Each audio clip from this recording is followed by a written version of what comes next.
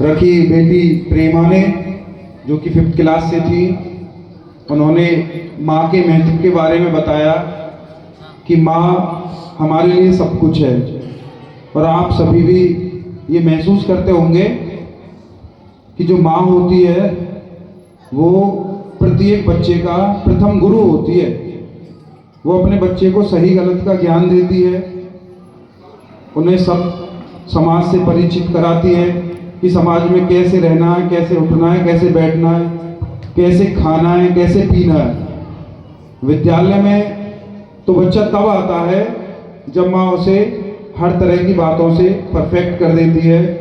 और आजकल तो बच्चे इतने कंप्यूटर हो गए हैं कि घर से ही बहुत कुछ सीख कर आते हैं।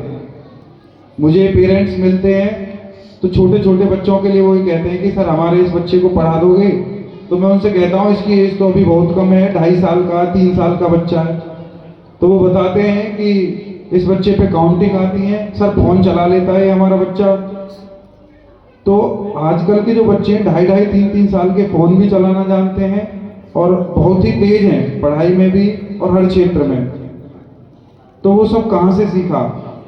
तो माँ ही सिखाती है। यदि माँ अपने बच्चे को अच्छी बातें सिखा रही है तो वो बच्चा आगे चलकर एक महान इंसान बनता है। तो बेटी प्रेमा ने माँ को भगवान का दर्जा भी दिया है और जिसमें उन्होंने कुछ गलत नहीं कहा है। माँ एक भगवान ही है। जब एक छोटा बच्चा होता है वो कुछ भी नहीं कर पाता, ना तो वो खाना खा पाता है, ना कोई काम कर पाता है, उसके सारे काम माँ ही करती है। रात को 1 बजे जग गया तो माँ को ड्यूटी देनी उसकी। और आदमी चाहे कितना ही बड़ा हो जाए, यदि कोई आदमी 50 साल का भी है और उसकी माँ जीवित है तो वो अपनी माँ से उतना ही प्यार करता है जितना कि एक बच्चा। आप सभी लोग यहाँ बैठे हुए हैं, आपको अपनी माँ अवश्य याद आ रही होगी ये स्पीच सुनकर कि मेरी माँ ऐसी है। जिनकी माँ आज नहीं है तो वो भी ये सोच रही है हमारी माँ ऐसी थी।